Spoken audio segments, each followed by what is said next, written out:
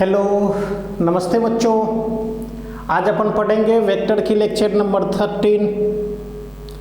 पिछली क्लास में अपन पढ़ चुके हैं addition of vector, subtraction of vector और उससे रिलेटेड कुछ क्वेश्चन किए थे।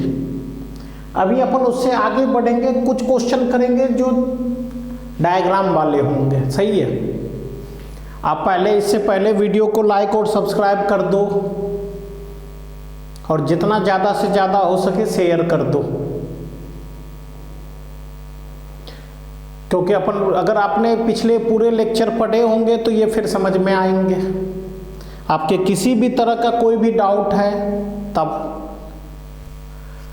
टेलीग्राम पे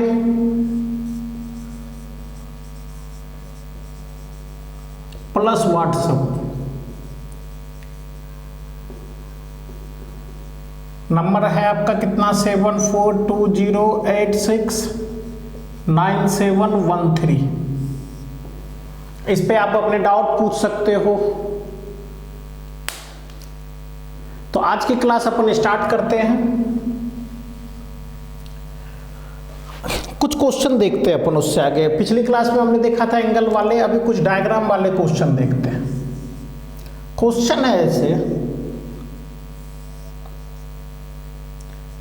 ये O है, ये A है, ये B है, A B से मिलाने वाला एक लाइन है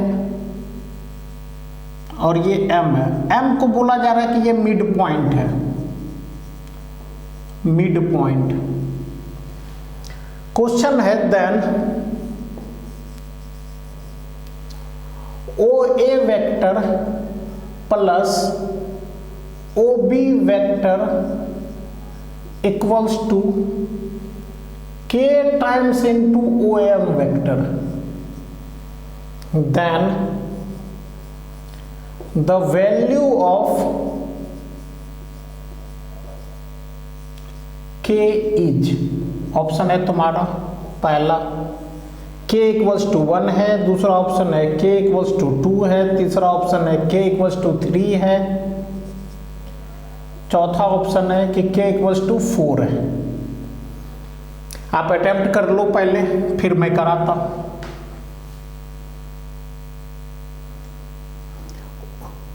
Here OA vector plus OB vector equals to K times the OM vector, then the value of K is।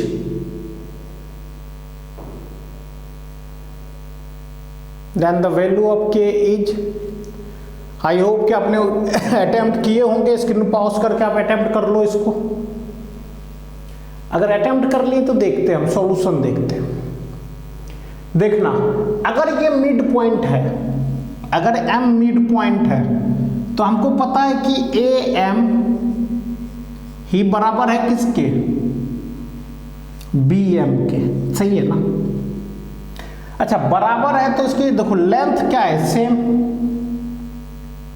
अगर लेंथ सेम है तो वेक्टर वाइज देखो तो जैसा BM वेक्टर होगा क्या वैसा ही MA वेक्टर होगा। मतलब BM वेक्टर ही बराबर होगा किसके, MA वेक्टर के। देख लो एक बार अच्छे से, BM वेक्टर ही किसके बराबर है, MA वेक्टर के। अब देखना, मैं ट्रायंगल बनाता हूं, ट्रायंगल लॉ लगाने की कोशिश करते हैं। देखना, ये है मेरा OM वेक्टर, ये है मेरा क्या, MA वेक्टर, और ये है मेरा OA वेक्टर।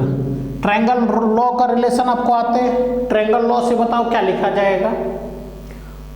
OA वेक्टर को लिख सकता हूं मैं OM वेक्टर, OA वेक्टर बराबर OM वेक्टर प्लस क्या, MA वेक्टर। सही है। इसको इक्वेशन नंबर फर्स्ट दे दो। फिर उसी तरीके से देखना नीचे वाला, ये क्या है मेरा OB वेक्टर। फिर उसी तरह से इस वाले में क्या लिख सकता हूं मैं, देखना इधर, इस वाले में लिख सकता हूं मैं कि ओ बी वेक्टर को क्या, इसको लिख सकता हूं मैं कितना, ओ एम वेक्टर प्लस क्या, एम बी वेक्टर। देखना तो हमको देखो यार क्वेश्चन में ये पूछ रहा है हमसे, क्वेश्चन में हमसे ये पूछा गया है कि ओ ए प्लस ओ बी है कि नहीं, ओ ए प्लस ओ बी, तो दोनों को सम कर देते हैं। ओ ए प्लस ओ बी, इधर देखना O M plus O M कितना का 2om, फिर प्लस क्या एम ए वेक्टर प्लस क्या है एम बी वेक्टर। बोलो दोनों ये कितना देने वाला है, एक बार सोच के देखो तो, एम ए वेक्टर प्लस क्या एम बी वेक्टर। ये हमको पता है कि B M vector M A के बराबर है, B M vector M A के बराबर है। या फिर हम ऐसे भी तो लिख सकते हैं ना, बी एम को क्या लिख सकते हैं, माइनस एम बी वेक्टर बराबर है किसके, एम ए की। सोच के देखो तो,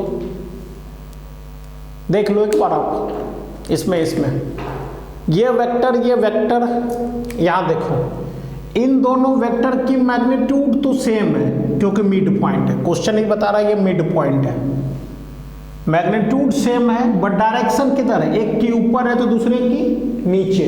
तो इस तरह से हमको पता लगता है कि ये दोनों क्या है, नेगेटिव वेक्टर, और दो नेगेटिव वेक्टर का सम हमको क्या देने वाला है, 0, नल वेक्टर। तो इसका मतलब है कि ओ ए प्लस ओ बी को हम क्या लिख सकते हैं, देखना इधर कितना 2om के, तो इसका मतलब k बराबर कितना है 2k। देख लो एक बार k बराबर 2k, तो कौन सा ऑप्शन करेक्ट है, बी ऑप्शन करेक्ट है। नोट कर लो जल्दी में आप, सही है, आप नोट कर लो इसको।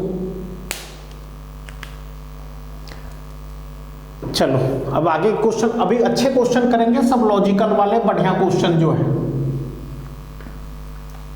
ये सब क्वेश्चन अच्छे और इसी लेवल के क्वेश्चन पूछे जाते हैं नीट और जेई के अंदर। बोर्ड में थोड़े सिंपल पूछे जाएंगे जो देखा देखा सा होगा, बट नीट जेई के अंदर थोड़े अच्छे क्वेश्चन पूछते लॉजिकल वाले। चलो देखो, क्वेश्चन है कि एक हेक्सागोन है, एक हेक्सागोन है,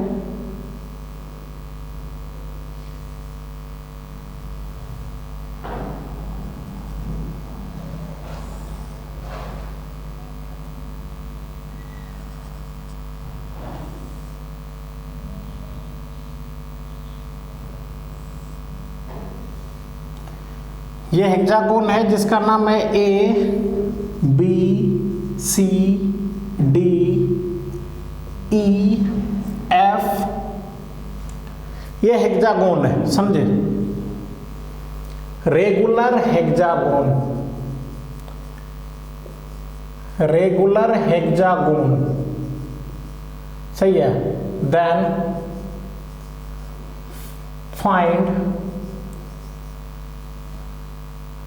find k if AB vector plus AC vector plus AD vector plus AF vector, sorry AE vector plus AF vector बराबर है k is to AO vector. Option है तुम्हारा, पहला ऑप्शन है कि k बराबर 2 है, दूसरा ऑप्शन है कि k बराबर 3 है 4 है, थर्ड ऑप्शन है कि k बराबर 6 है, और फोर्थ ऑप्शन है कि k बराबर 12 है। अच्छा, इसमें ओ देखो हमने, मेरे पास है नहीं ओ, ये है ये वाली सेंटर,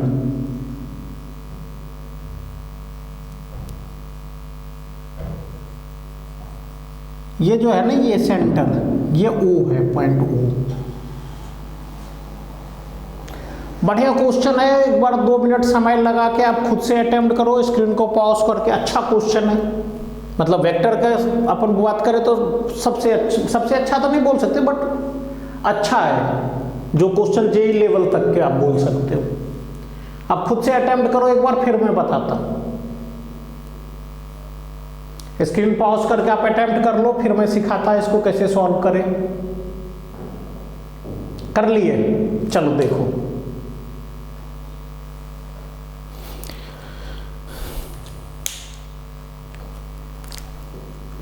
सॉल्यूशन देखते हैं अपन। सॉल्यूशन सिंपल, पहले जैसे थोड़ा डिफिकल्ट है सोचना।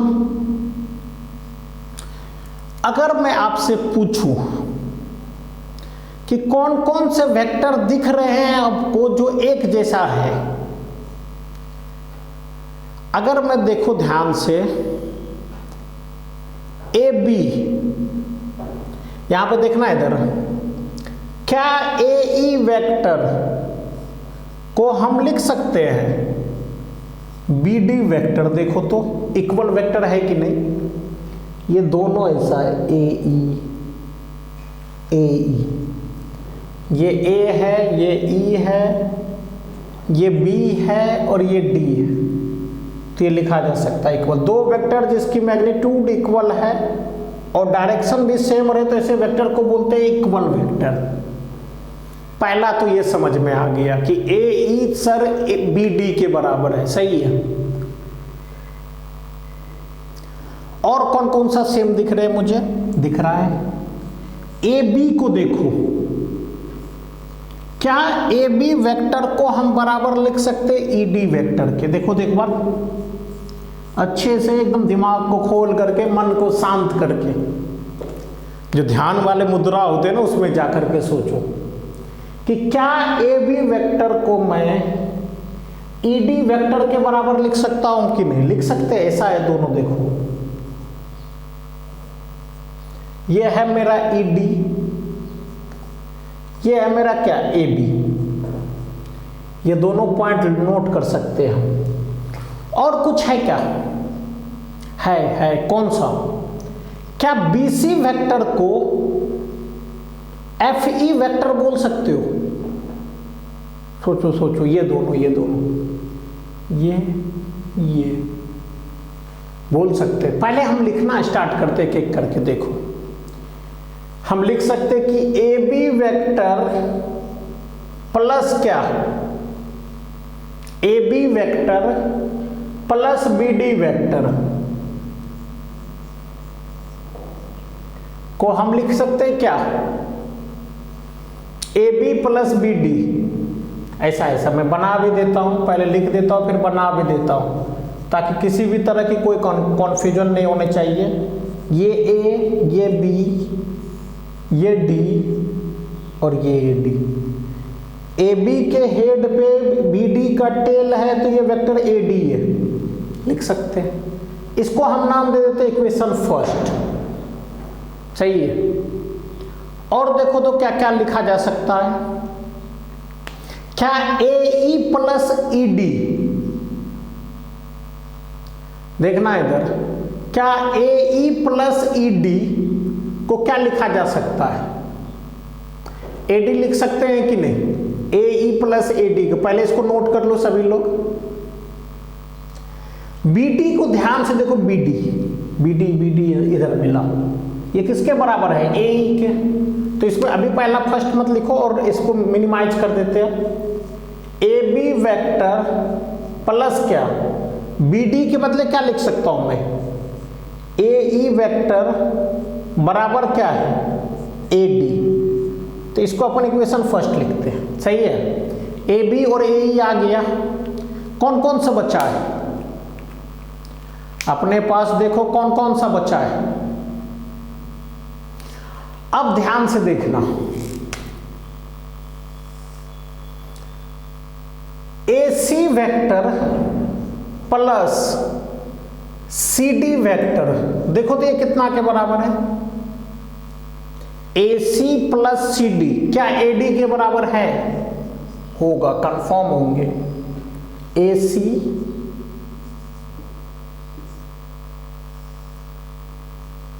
सी डी और ये इसके बराबर है, नहीं है क्या? देख लो देख लो एक बार ध्यान से, इसको लिख दो इक्वेशन नंबर सेकेंड से। अच्छा एक और चीज देख सकते, पहले यहां तक नोट कर लो, मैं थोड़ा ऊपर का जगह बनाता, ये वाली, ये क्वेश्चन का पार्ट हटाते हैं। अब यहां से देखना तुम क्या, देखो इधर जैसा सी डी वेक्टर है, सी डी क्या वैसा ही ए एफ वेक्टर है? देखो तो, नहीं क्या ये दोनों? हाँ हम जानते हैं कि सी डी ही बराबर है किसके? ए एफ के। तो देखो लेंथ सेम है और डायरेक्शन भी सेम है, दो वेक्टर जिसकी लेंथ सेम हो और डायरेक्शन भी सेम हो, ऐसे वेक्टर को क्या बोलते हैं हम? Equal vector. तो ये वेक्टर इक्वल है। अब इसको उसमें रख दो तो क्या बनेगा? ए सी प्लस सी डी के बदले क्या लिखेंगे हम? ए एफ बराबर कितना के? A D vector. इसको इक्वेशन सेकेंड मानो, सही है। अब क्या करो आप कि फर्स्ट और सेकेंड इक्वेशन को ऐड कर दो, फर्स्ट और सेकेंड को। अगर अपन फर्स्ट और सेकेंड इक्वेशन को ऐड कर दें तो क्या मिलने वाला? देखना तो, ए बी। देखना इधर, फर्स्ट इक्वेशन को मैंने सेकेंड से ऐड किया तो क्या क्या मिलेगा? ए बी, फिर क्या? ए सी, फिर क्या? ए ई, फिर क्या?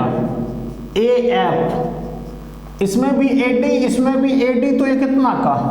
2AD का। सर एक चीज मिसिंग है, क्या मिसिंग है? देखो तो इधर क्या मिसिंग है सर? क्वेश्चन में दे रखा था A B plus A plus A D plus A plus A F, यहाँ सर ए डी मिस है। अब ए डी मिस है तो ए डी को क्या लिख सकते हैं हम, बताना? हम ए डी को कैसे लिख सकते हैं? दोनों तरफ ए डी को ऐड कर दो तो क्या लिखेंगे हम? A B plus A C plus A D, ये एक्स्ट्रा ऐड किया है। फिर क्या? ए ई प्लस क्या? ए एफ, इधर ए डी ऐड किया तो इधर भी करो, दो पहले से एक और ऐड करेंगे तो कितना का? 3AD vector. Sir but question में तो यहाँ AO वेक्टर था, तो AD और AO में क्या रिलेशन है? देखना तो, AD और AO में क्या रिलेशन मैं बना देता हूं। ये सेंटर है, ये A है, ये O है, ये D है। हमको ये पता है इसमें कि AO वेक्टर बराबर है OD वेक्टर के, और क्या? AO के हेड पे OD का टेल है, तो क्या लिखेंगे हम? AO प्लस OD वेक्टर ये बराबर होगा AD वेक्टर के। सही है कि नहीं? देख लो एक बार, सही है। इसके बाद जो है हम इसको लिख सकते हैं, OD को यहां से रख दो AO के बराबर, तो कितना? 2AO बराबर AD के। हाँ अब समझ में आया कि AD के बदले क्या रख सकता हूं मैं? 2AO, तो कितना आ जाएगा? देखो तो, AB vector plus AC vector plus AD vector plus AE vector plus AF vector बराबर कितना के? 6AO vector. तो ऑप्शन जो सही है थर्ड ऑप्शन, उसको आप टिक कर लो। बढ़िया क्वेश्चन है, सोचने वाली। इस तरह के क्वेश्चन में आपको सोचने पड़ेंगे कि कैसे लगाएं, और हम सोच सकते हैं। सोचने के लिए आपको प्रैक्टिस चाहिए, बहुत ज़्यादा नंबर ऑफ क्वेश्चन करने पड़ेंगे, अच्छी अच्छी बुक पढ़ने पड़ेंगे। तो अगर आप पढ़ोगे तो ये सब क्वेश्चन होते हैं, वो बेसिक सा क्वेश्चन है, जिस बच्चे की बेसिक अच्छा है वो कर सकता। ए बी बराबर ई डी है, तो A B plus B D बराबर मतलब ए बी प्लस ए ई क्या दे देगा? ए डी के बराबर। फिर AC प्लस CD बराबर CD को लिख सकते हैं AF, तो AF के बराबर, फिर दोनों तरफ AD जोड़ देंगे तो वहां से आ जाएगा। समझ गए?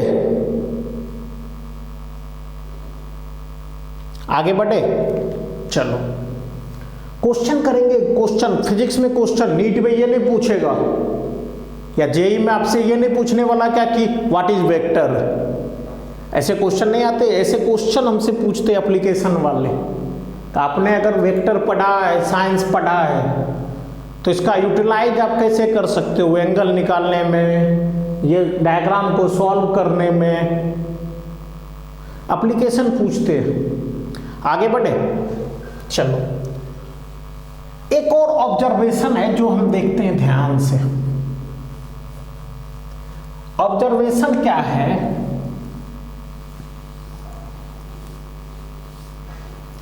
ऑब्जर्वेशन हमको देखते हैं क्या है यहां पे। ऑब्जर्वेशन वाले क्वेश्चन होते हैं। ऑब्जर्वेशन वाले क्वेश्चन कैसा?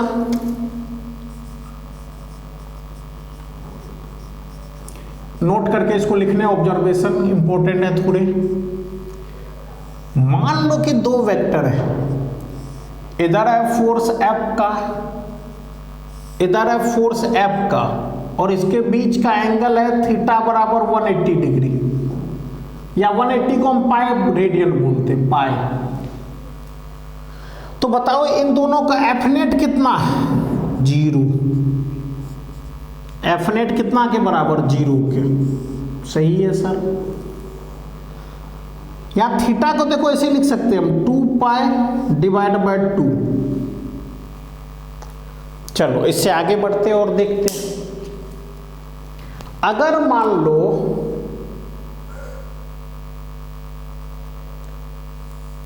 एक इधर F है, एक इधर F है, और एक इधर F है। ये एंगल है 30 डिग्री, ये एंगल है 30 डिग्री। चाहो तो इसको लिख सकते हो, ये एंगल है कितना का? 60 डिग्री। ये एंगल है कितना का? 60 डिग्री। अच्छा तीनों को जोड़ो तो F के साथ वाला F cos 30, F cos 30 cut गए, F sin 30, sorry F cos 60, F cos 60, तो F by 2 plus F by 2, तो F नीचे F, तो 0। इसका मतलब F नेट कितना किया? 0। अच्छा दो एडजेसेंट वेक्टर के बीच का एंगल कितना का? यहां से यहां तक, यहां से यहां तक, और यहां से यहां तक। यहां पे थीटा है 120 डिग्री। आप चाहो तो इसको ऐसे बना सकते हो, इसको 30 मत लिखो, ये टोटल एंगल को लिख देता हूं मैं 120 डिग्री, और इस टोटल को भी क्या लिख देता हूं मैं? 120 डिग्री। अच्छा 120 को लिख सकते हैं कितना? 2 पाई डिवाइड बाय 3। सही है। तो एफ नेट कितना का आ गया? 0 का। अभी बताता हूं, ऑब्जर्वेशन है ये सब। फिर देखो, मान लो कि 4 फोर्स है, F F F F। एक एंगल कितना का? 90 डिग्री, सब 90 है वापस में। तो एफ नेट अभी भी कितना है? 0। क्यों? देखो तो, ये इसको कैंसिल कर देगा, ये इसको कैंसिल कर देगा, तो एफ नेट कितना की है? 0 की। अच्छा यहाँ थीटा कितना का है? 2 पाई मतलब 360 डिवाइड बाय 4। सही है। और देखे क्या? चलो एक और देख लेते हैं। मान लो कि 5 फोर्स है, 6 मान लेते हैं ना। ये F, ये F, ये F,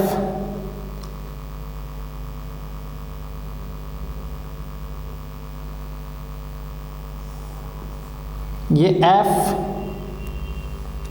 ये F, ये F। ये एंगल कितना का है? 60 डिग्री। कोई भी देखो वो 60 के बीच का है। ये 60, ये भी 60, ये भी 60। सही है। तो यहाँ पे भी एफ नेट कितना का 0 की। अच्छा थीटा कितना है इसके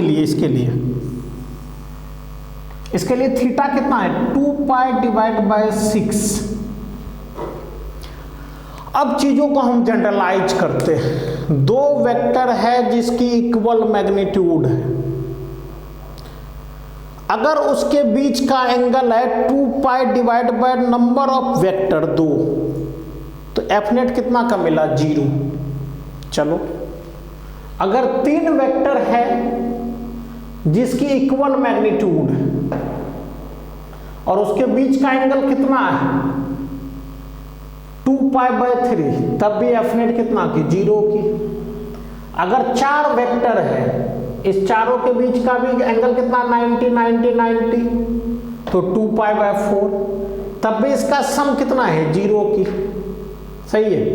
अगर 6 है तब भी सम 0 की। एक स्टेटमेंट बुक में लिखा जाता बहुत इंपॉर्टेंट है कि अगर n नंबर ऑफ वेक्टर है, कितना n नंबर ऑफ वेक्टर है और हर एक वेक्टर अपने बगल वाले के साथ एडजेसेंट बगल वाले के साथ कितना का एंगल बनाए 2 पाई डिवाइड बाय n, समझे। तो उस सब वेक्टर को अगर तुम ऐड करोगे ना तो रिजल्टेंट कितना मिलने वाला है 0 0 0 0। समझ में आया? स्टेटमेंट समझ में आया कि नहीं? अगर मेरे पास 2 वेक्टर है और इसकी मैग्नीट्यूड सेम है तो इसका सम कितना देगा 0। 3 है तो तीनों का भी सम कितना देने वाला है 0। 4 है तो 4 का भी सम क्या देगा 0। 6 है तो 6 का भी सम 0 देगा। कब? अगर इसके बीच का एंगल रहे 2 पाई बाय 6, 2 है तो 2 पाई बाय 2, 3 है तो 2 पाई बाय 3 और 4 है तो 2 पाई अपन 4, मतलब 90 डिग्री। स्टेटमेंट बुक में लिखा रहता है if n number of vector having equal magnitude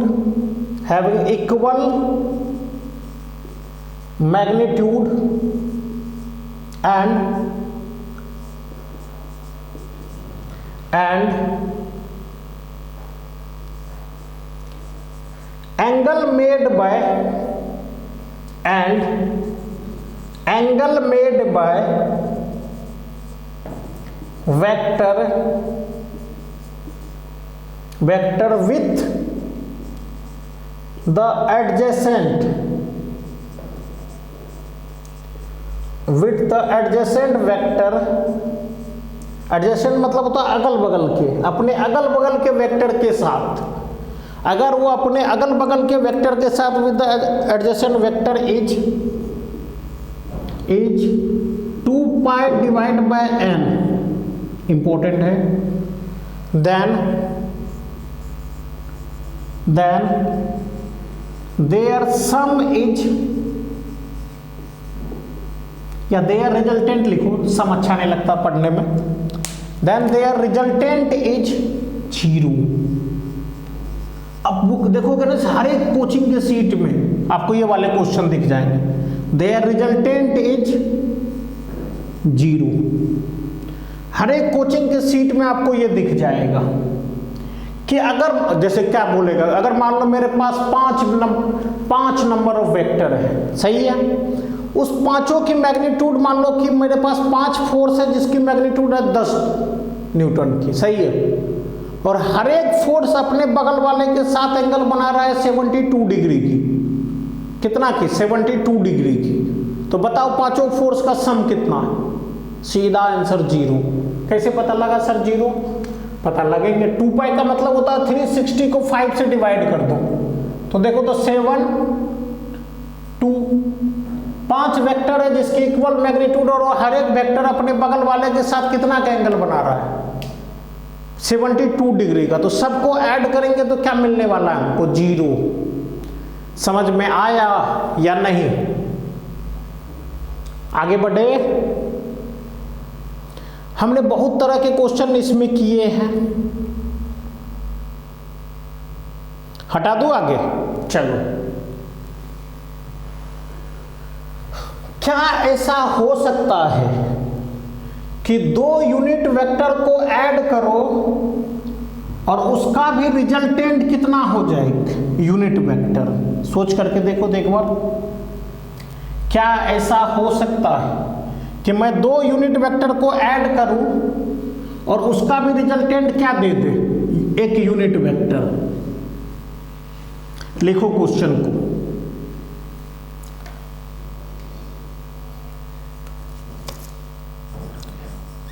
if addition of two unit vector gives also a unit vector,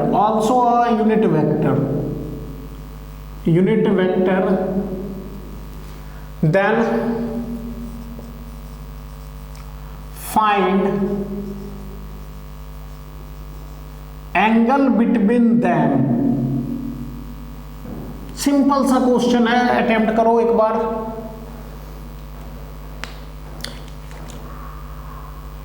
कुछ नहीं बोला, देखो अगर A एक यूनिट वेक्टर है प्लस B एक यूनिट वेक्टर, इसको ऐड करो तो ये C एक यूनिट वेक्टर दे देगा। हमको पता है कि यूनिट वेक्टर की मैग्नीट्यूड कितना, मोड A कैप भी 1 है, मोड B कैप भी 1 है, मोड C कैप भी 1 है। कुछ नहीं, हम मोड लगा देते दोनों तरफ, क्या जा रहा है अपना, मोड लगा दोगे, स्क्वायर कर दो दोनों तरफ। तो इधर कितना रूट अंडर A का स्क्वायर B का square plus 2AB cos theta बराबर कितना 1। इधर भी स्क्वायर कर दो, इधर भी क्या कर दो स्क्वायर। तो A की मैग्नीट्यूड तो 1 ही है, तो A स्क्वायर भी 1 प्लस 1 प्लस 2:1:1:1 cos थीटा, और ये बराबर 1 के, सही है। तो 2 cos थीटा बराबर 1 माइनस 1 प्लस 1 करोगे तो 2, तो cos थीटा बराबर कितना का -1/2। अच्छा, किसकी वैल्यू है -1/2? हम जानते हैं कि सर cos 90 प्लस थीटा होता है, cos 90 प्लस थीटा होता है माइनस साइन थीटा। तो यहां से देखोगे तो cos 90 प्लस साइन थीटा की वैल्यू 1/2 30 रखो, तो माइनस साइन 30, तो ये -1/2। तो किसकी वैल्यू है ये? थीटा बराबर 120 डिग्री, ये आंसर है कि cos 90 प्लस थीटा क्या होता है माइनस साइन थीटा। तो यहां से अगर अपन देखें तो 90 प्लस 30 को लिख सकते हैं हम कितना, -1/2 लिख लो। अच्छा, क्या ऐसा भी हो सकता है क्या, एडिशन के बदले सब्ट्रैक्शन? क्या दो यूनिट वेक्टर का सब्ट्रैक्शन भी क्या एक यूनिट वेक्टर हो सकता है? सोच के देखो तो, पहले इसको नोट कर लो सभी लोग जल्दी में। चलो मैं अगला क्वेश्चन लिखता हूं, second number. If subtraction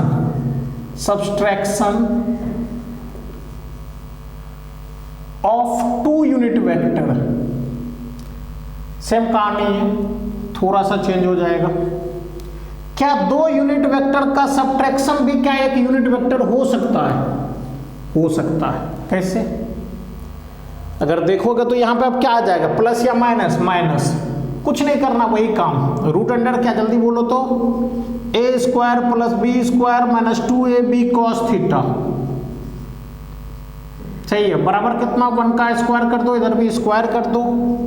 unit vector है तो मैग्नीट्यूड 1 ही है, तो 1 प्लस 1 माइनस 2 cos थीटा बराबर 1 के। तो इधर लाओगे तो 1 बराबर 2 cos थीटा, तो cos थीटा कितना के बराबर 1/2, तो थीटा कितना के बराबर 60। सिंपल सी बात है कि अगर हम दो यूनिट वेक्टर को माइनस करें, इधर देखना, ये है एक यूनिट वेक्टर, ये है एक unit vector,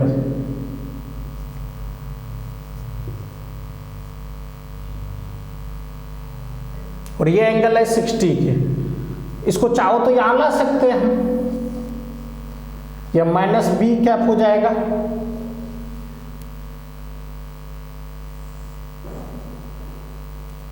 minus B cap, क्या ये एक यूनिट वेक्टर दे सकता है? दे सकता है कि ये क्या है? C cap. A cap minus B cap बराबर सी कैप। एक्चुअल में ये क्या है? Equilateral triangle. इक्विलेटरल ट्रायंगल समझ में आ गया? बना सकता है, ये 1 हो, ये 1 हो, ये 1 हो, तीनों की मैग्नीट्यूड सेम हो सकता है। इससे क्या स्ट्रक्चर बन रहा है? ए और बी के बीच यूनिट वेक्टर कैसा है? 60 डिग्री का, तो इधर भी हम बना सकते हो। तुम कितना की? ये 60 तो ये भी 60, और पता है हमको ये भी 60 आ जाएंगे। इक्विलेटरल ट्रायंगल है ना। ये तो माइनस वाला का है, सी बराबर क्या? A vector minus B vector. Plus वाले का भी कर सकते हो, ए इधर है तो बी को इधर बना लेते, सही है। तो इस बी को इधर बना के यहां रखते तो इधर से मिल जाता है ए प्लस बी प्लस सी, सही है। तो आज की क्लास यही तक रखते हैं। आज अपन ने अच्छे अच्छे क्वेश्चन किए इससे रिलेटेड, थोड़े डिफिकल्ट वाले। कल अपन इससे आगे पढ़ेंगे, थोड़ा और पढ़ना है इसमें, पैरेललोग्राम लॉ और कौन सा? Polygon law. Parallelogram law, polygon law और थोड़े डिफरेंस वाले, वो भी पढ़ेंगे कल की क्लास में। इक्वल मैग्नीट्यूड में जैसे एडिशन क्या था? 2x cos थीटा बाई 2, तो सब्ट्रैक्शन क्या होगा वेक्टर की जब इक्वल मैग्नीट्यूड हो, वो पढ़ेंगे। पॉलीगन लॉ और ये। आपको किसी भी तरीके से डाउट होता है, आपको टेलीग्राम नंबर मिले हैं, व्हाट्सएप का नंबर मिला है, आप उस पर मैसेज करके अपने डाउट पूछ सकते हो। और आज से जो आपको सीट भी मिल जाएंगे इस कोचिंग से, मतलब इस टॉपिक से रिलेटेड जो सीट है। तो आज यही तक रखते हैं। Okay bye. आप वीडियो को ज़्यादा से ज़्यादा शेयर और सब्सक्राइब कर दो, लाइक भी। Okay bye.